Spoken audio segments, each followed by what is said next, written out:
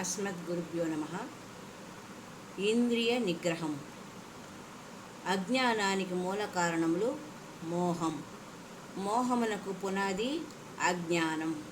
దుఃఖం, మోహం, అజ్ఞానం వీటి అన్నింటిని అరికట్టాలంటే ఇంద్రియ నిగ్రహానికి ప్రయత్నం చేయాలి. ఇంద్రియాలు అనేవి గమ్యాన్ని చేర్చే గుర్రాలు లాంటివి. గుర్రాన్ని అదుపులో ఉంచినప్పుడే అందులో ప్రయాణించిన వారికి క్షేమం కలుగుతుంది. గుర్రాన్ని స్వేచ్ఛగా విడిచి రథంలో ప్రయాణిస్తే ఆపద తప్పదు. భగవంతుడు మనిషికి కొన్ని అవసరమైన ఇంద్రియాలను ప్రసాదించాడు. ప్రతి అవయవమును ఏ విధంగా ఉపయోగించుటకు ప్రసాదించాడో భగవంతుడు ఆ విధంగా వాటిని ఉపయోగిస్తూ సంచరించినప్పుడే మనిషికి సుఖశాంతులు లభిస్తాయి. భగవంతుడు మనకు ప్రసాదించిన అవయవములను చెడు మార్గంలో ఉపయోగిస్తే తప్పక చెడు జరుగుతుంది. దీనికి ఉదాహరణగా ఒక కథను తెలుసుకుందాం. ఒక మహారాజు ఉండేవాడు. ఆయనకు 5 భార్యలు ఉండేవారు. కానీ ఏ ఒక్కరూ భర్త చెప్పే మాటను వినేవారు కారు. భార్యలకు వశమైపోయిన రాజు చాలా కుమిలిపోయేవాడు.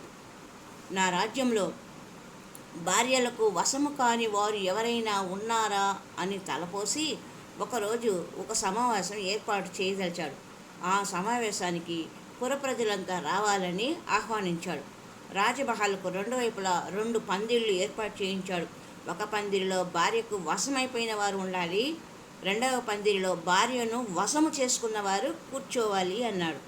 ఇలా నిబంధన విధించాడు. సభ ప్రారంభమైనది.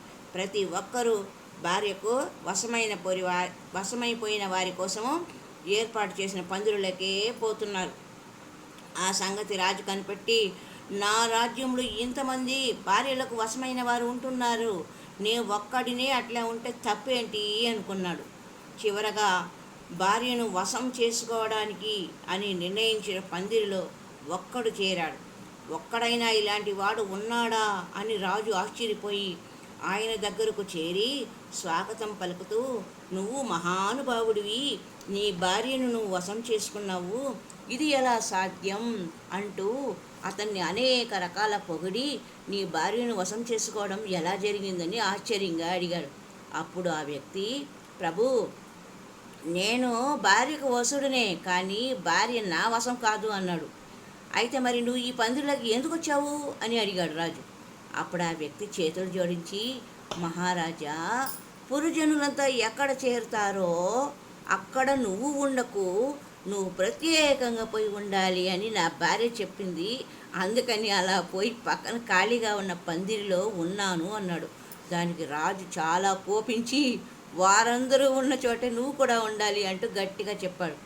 అప్పుడు ఆ మనిషి మహారాజుకు తిరిగి నమస్కరిస్తూ, మీరు ఏ శిక్ష విధించినా, ఆఖరికి నా ప్రాణం తీసినా పర్వాలేదు, నా భార్య మాటను నేను జవదాటలేను అన్నాడు.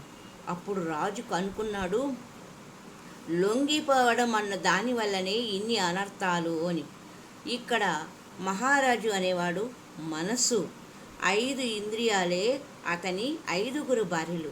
ఇంద్రియాలకు లొంగినవాడు రాజు అయినప్పటికీ అతనికి బాధలు తప్పవు. అందమైనది చూడాలి, ప్రపంచంలో అన్ని వింతలు దర్శించాలి అని కన్ను కోరుతుంది.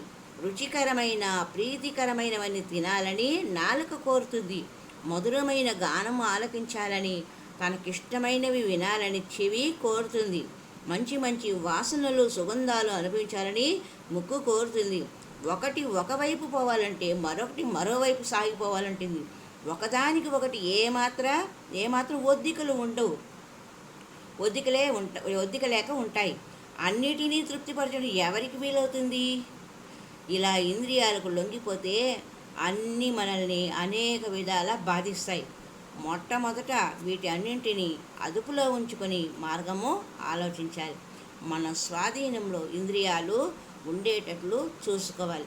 అటువంటి వాడే నిజమైన ధీరుడు. ఇంద్రియాలను అరికట్టి ఇంద్రియాలు చెప్పినట్లుగా చేయకుండా వాటిని మనసునకు అప్పచెప్పి మనసు బుద్ధితో విచారణ చేసినప్పుడు ఇది మంచి, ఇది చెడ్డ అనే నిర్ణయాలతో మన ఇంద్రియాలు పనిచేస్తాయి. బుద్ధినే ఆధారం చేసుకున్న మనిషి పురుషోత్తముడుగా మారిపోతాడు. బుద్ధి అనేది నిత్య అనిత్య వస్తు పరిశీలన చేసి శక్తితో కూడుకున్నది. బుద్ధిని ఆధారంగా చేసుకుంటే చివరి వరకు ఇది సరి అయిన స్థితికి కొనిపోతుంది. అదే మనసుని ఆధారం చేసుకుంటే ఏ క్షణాన ఎప్పుడు ఏ విధంగా మారిపోతుందో చెప్పటానికి వీలు కాదు. మనసును ఆధారం చేసుకుంటే రాతి తెప్పను ఎక్కి నీటిని దాటే ప్రయత్నం వంటిది. ఎక్కడ మునుగుతుందో తెలియదు. ఇంద్రియ నిగ్రహం కోసము జ్ఞానాన్ని ఆధారం చేసుకోవాలి. చలించే ఇంద్రియాలు మనిషికి స్థిరమైన ఆనందమును ఇవ్వలేవు. మార్పు చెందే వస్తువులు శాశ్వతమైన సుఖమును అందించలేవు. చలించేవి చలించే ఫలితాలనే ఇస్తాయి. నశ్వరమైన పదార్థాలు నశ్వరమైన ఆనందాన్ని అందిస్తాయి. కాబట్టి సత్యమైన నిత్యమైన ఆత్మతత్వాన్ని అనుభవించమని, దానికోసం కృషి చేయమని గీతాచార్యుడు భగవద్గీతలో అర్జునునితో పాటు మనకు ఉపదేశించిన మాటలను గుర్తు చేసుకున్నదే ఇంద్రియ నిగ్రహము. హరి ఓం తత్సత్.